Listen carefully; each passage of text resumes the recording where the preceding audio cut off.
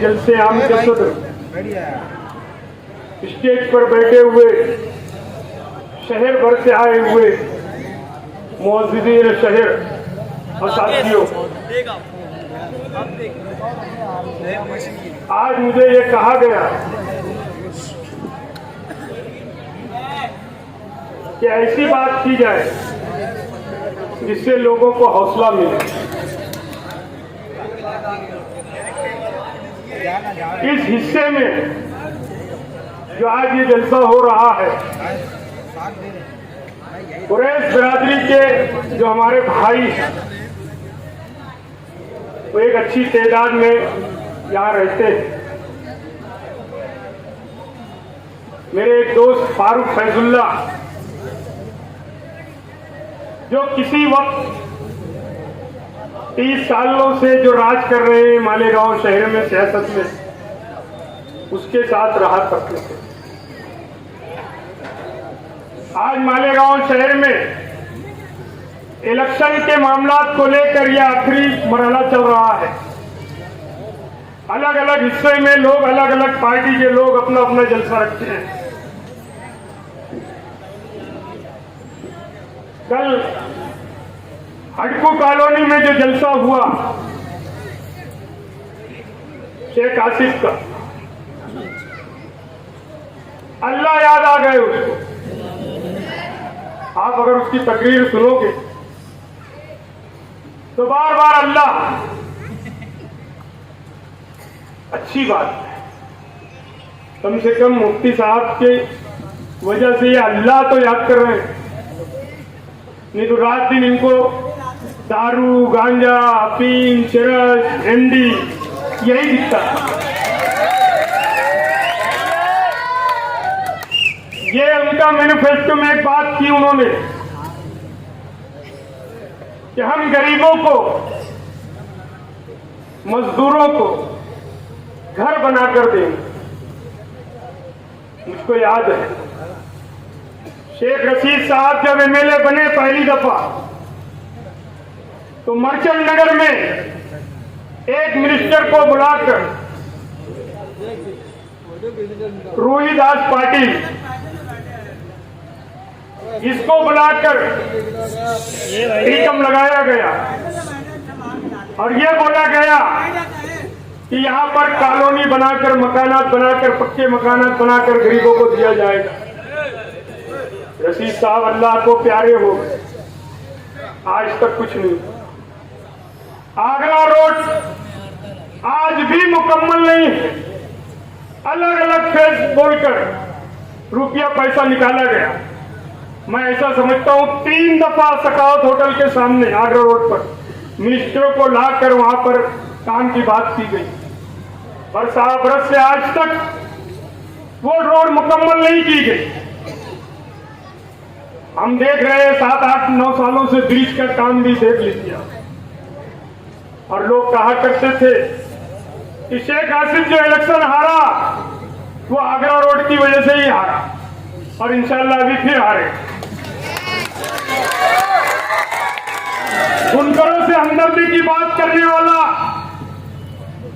परसों यूसुफिया मस्जिद के सामने या यूसुफिया मस्जिद की गली में एक मकान में 25-30 बुनकरों को इकट्ठा करके बुनकरों की हमदर्दी में बात कर रहा है और ये कह रहा है कि आप लोग कोशिश करें, आप लोग तमाम बुनकरों को साथ लाएं, मैं उनका काम करूंगा।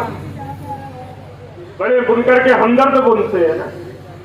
आज भी वो क्या कह रहे हैं, बुनकरों को मेरे पास लाओ।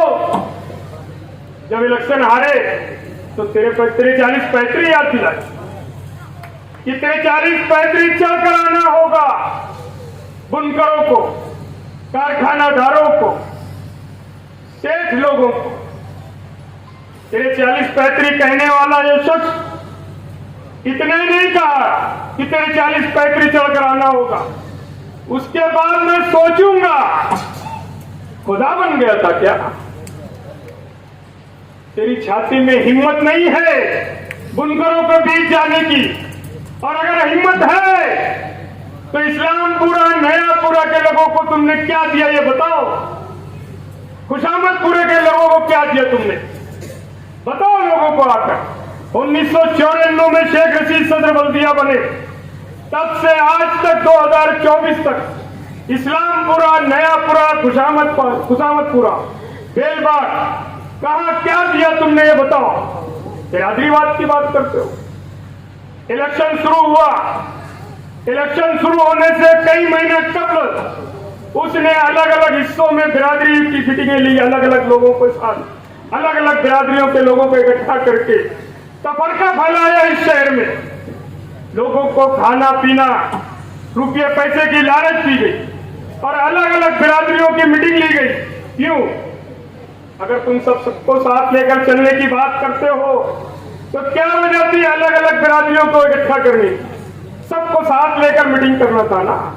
और यह बोला जाता है कि आज वक्त है, ख्याल रखना मैं जो बोल रहा हूं, यह बोला जाता है आज वक्त है, आज हम इकट्ठा नहीं हुए तो कब होंगे। बताओ मालेगांव शहर की आवाम, ऐ मुसलमानों, हमने बीजेपी के खिलाफ इस शहर में 1,98,000 वोट कांग्रेस पार्टी को दिया। क्यों दिया? बीजेपी के खिलाफ दिया ना, मोदी और अमित शाह के खिलाफ हमने दिया ना, शिंदे के खिलाफ हमने दिया, अजीत दादा पवार के खिलाफ दिया ना। आज उसी पार्टी का ये नुमाइंदा बन के यहां पर खड़ा हुआ है। वो जाहिर करे, ईमानदारी से कहे, और नहीं तो चले जामा मस्जिद वहां के मिंबर से खड़े होकर कहे कि मैं अजीत दादा पवार का उम्मीदवार नहीं हूं। तो अगर ये कह दिया कि मैं अजीत दादा पवार का फंडर या उसका नुमाइंदा नहीं हूं, तो बखुदा मैं कहता हूं कि मैं सियासत छोड़ दूंगा और उसके लिए बात करूंगा कि ये बहुत ईमानदार है, इसको वोट दे दो।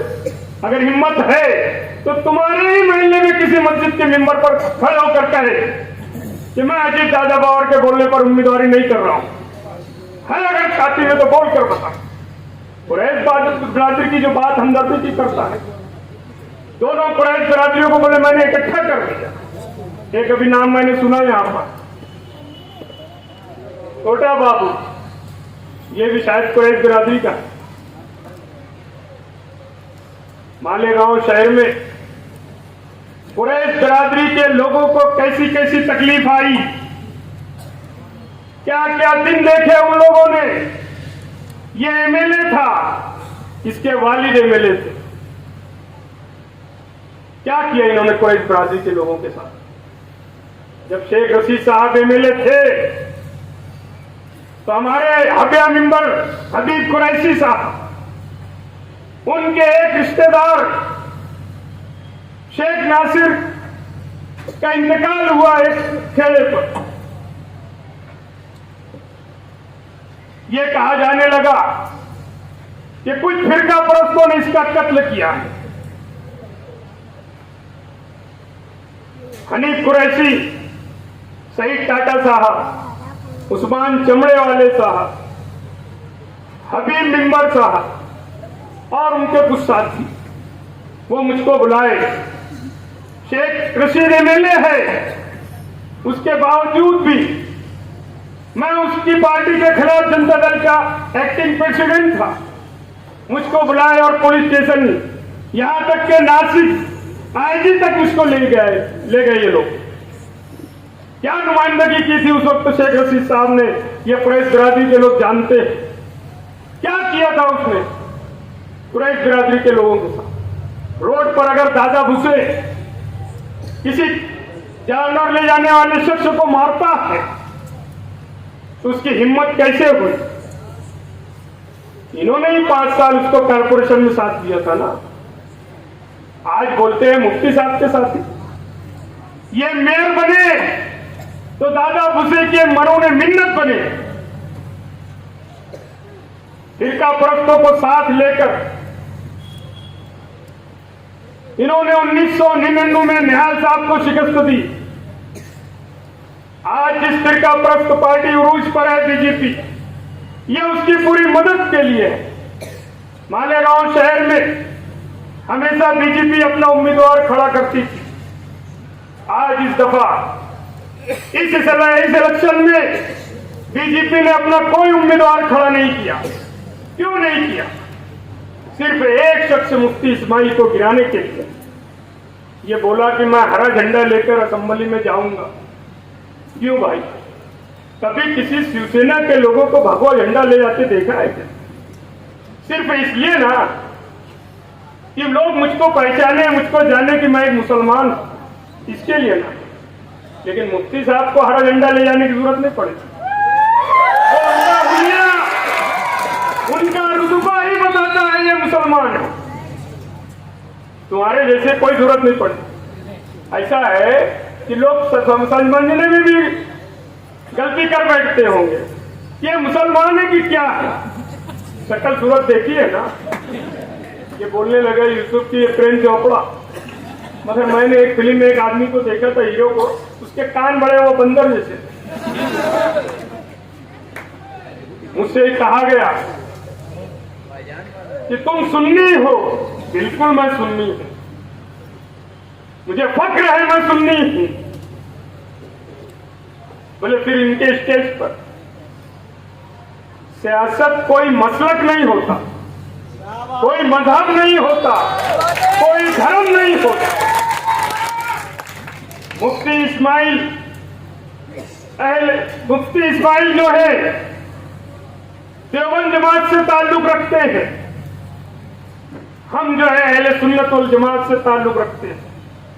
लेकिन तारीख ये है शहर कि निहाल साहब के बाद सुन्नियों का अगर कोई काम किया है बहैसियत एमएलए, तो याद रखना मुफ्ती इस्माइल ने किया है। जिन लोगों को आज शेख रशीद या शेख आसिफ को कोई अगर ये सुन्नी समझ रहा है तो गलती पे है। शेख रशीद ने कभी अपनी एमएलएशिप 10 साल की, शेख आसिफ ने अपने 5 साल की एमएलएशिप या इनके 10 साल के मेयरशिप में इन्होंने कोई सुन्नियों का काम नहीं किया। अलबत्ता मुफ्ती साहब ने किया। आयशा नगर कब्रिस्तान में जो हॉल बना जनाजा, ये 60 लाख रुपया मुफ्ती इस्माइल के दिए। लतीफिया अशरफिया मस्जिद जामतुस सालिहात के आगे जो है उसके बाजू में हॉल बनाकर मुफ्ती इस्माइल ने दिया। ये हमारी सुन्नियों की जगह है। जिस बात को आड़ बनाकर हमारा एक अशरफी भाई है जिसको उर्फ आम में लोग ठंडी बुआ कहते हैं, वो ठंडी बुआ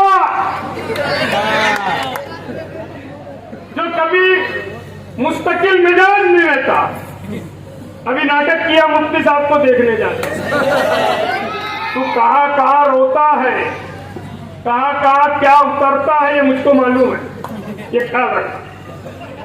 जिस मदरसे का आड़ लेकर या अशरफिया मदरसे का मुफ्ती साहब ने काम नहीं किया वाल कंपाउंड का, वो काम जारी है। हमारे दारुल अहले सुन्नत खानका अशरफिया के मदरसे का काम मुफ्ती साहब वाल कंपाउंड का कर रहे हैं। इतना ही नहीं, मैं अभी सुन्नियों की बात कर रहा हूं। इतना ही नहीं, हमारा जो ताजिया घर बना है मालदा शिवार में, जो मुफ्ती साहब का हल्का नहीं है, वो ताजिया घर के पास एक रोड सीमेंट कंक्रीट का भी मुफ्ती साहब ने दिया है हमको मंजूर कर। ये सुन्नियों का काम है। बाकी और मामला भी जो है दारुल हनफिया सुन्निया ये जो आगे बना है दरेगांव में, वहां का भी रोड मुफ्ती साहब की देन है। तो जितना काम सुन्नियों का मुफ्ती इस्माइल ने किया है, ये बाप बेटे ने नहीं किया। और उसके बाद अगर कोई सुन्नी ये बोले कि मैं इनके साथ नहीं उनके साथ रहूं, जिसको मालूम है रुपये पैसे की क्या क्या करेल पे लोग, साइकिल पर चलने वाले लोग, एक साइकिल पर चल रहा था, मैं इसको देखा, इसराइल का लड़का आशिफ, मैं उसका शुक्रिया अदा करता हूं। मैं इस नौजवान को देख रहा था अभी, तो बड़ी खुशी हुई मुझको कि साइकिल से उतरा। जमाना तरक्की कर चुका है, लोग हवाई जहाज पर चलने लगे, साइकिल पर चलने की बात है। मुझसे ना कहा गया था कि यहां मैं बोलूं, तो मेरी गुजारिश है कि थोड़ा बोल लेने दो। तो जो ये कहा गया इस शहर में सुन्नियों की बात, मैं अगर मुफ्ती इस्माइल के साथ आया हूं तो मसलक की बुनियाद पर नहीं, उनकी जो सादी सदी है उसको देखकर आया हूं। मैंने अपने सुन्नी उलमा से, हमारे मुफ्ती से मशवरा किया और उनसे बात करके मैं इस स्टेज पर आया हूं। मुफ्ती साहब के साथ अगर कोई सुन्नी के दिल में कुछ होगा तो निकाल दे मेहरबानी करके। और कौन काम आता है? हम काम आते हैं। बताओ सुन्नियों, ईद मिलादुन नबी के जुलूस में कभी ये बात की क्या? हर साल ये जुलूस में रहता था। सैयद अमीरुल कादरी साहब का यह हार पुल करता था, यूसुफ का भी हार पुल करता था, मुखालफत के बावजूद। यूसुफ इस साल क्यों नहीं आया? क्यों नहीं आया ईद मिलादुन नबी के जुलूस में? लेकिन 24 घंटा नहीं होता, गणपति के जुलूस में कुसुम्बा रोड पर हाजिर होता है। क्या वजह है? क्या बीजेपी के कहने पे नहीं आया था? शिंदे के ग्रुप से, अजीत दादा पवार के ग्रुप के कहने पर नहीं आया था ईद मिलादुन नबी के जुलूस में? और सुन्नियों से हमदर्दी की बात होती है। मुफ्ती साहब की बीमारी पर कुछ लोग बड़े खुश थे, कुछ लोग तो ये भी कहने लगे हमारा इलेक्शन अच्छा हो गया, सीधा हो गया, हम जीत गए। इस शहर की मिसाल है, हमने 1000 खोली के एक शख्स को जो जेल में था, जनता दल ने उसको टिकट दिया और जेल में रहते हुए उसको चुन कर लाया। अगर कोई खुशफहमी भी होगा कि मुफ्ती साहब दवाखाने में हम जीत गए, वो गलत फहमी में। मुफ्ती साहब अगर दवाखाने में भी रहे तो इससे ज्यादा वोटों से चुन के आएंगे, ख्याल रखना। लोगों की हमदर्दी मुफ्ती साहब के साथ है। तुम पेड़ा बांटो कि लड्डू बांटो, 23 तारीख को हरा लड्डू बटेगा। मैं इस हिस्से के लोगों से गुजारिश करता हूं कि कोई डरने की जरूरत नहीं, कहीं कोई डर और खौफ की जरूरत नहीं है। बिना डर और खौफ आप लोग रोड पर निकलिए, मुफ्ती साहब का काम कीजिए। कौन कितना बहादुर है मुझको मालूम है। अगर कोई मुंडी हिलाए और कोई आंख दिखाए तो आप 20 तारीख तक उसकी मुंडी और आंख देखिएगा, और 23 तारीख को हम बताएंगे किसकी मुंडी किसकी आंख। कानून से हमारा वो काम करेंगे जो सोच भी नहीं सकते। आखिर में मैं गुजारिश करता हूं आप लोगों से कि आप लोग 20 नवंबर के होने वाले असेंबली चुनाव में आप अपना कीमती वोट MIM के जो उम्मीदवार हैं मुफ्ती मोहम्मद इस्माइल कासमी साहब, जिनकी निशानी पतंग है और मशीन पर 5 नंबर की बटन है, मैं आप लोगों से गुजारिश करता हूं कि 5 पंचतन के सदके में मुफ्ती इस्माइल साहब को कामयाब करे। आप लोगों ने मेरी बात सुनी, आप लोगों के शुक्रिया के साथ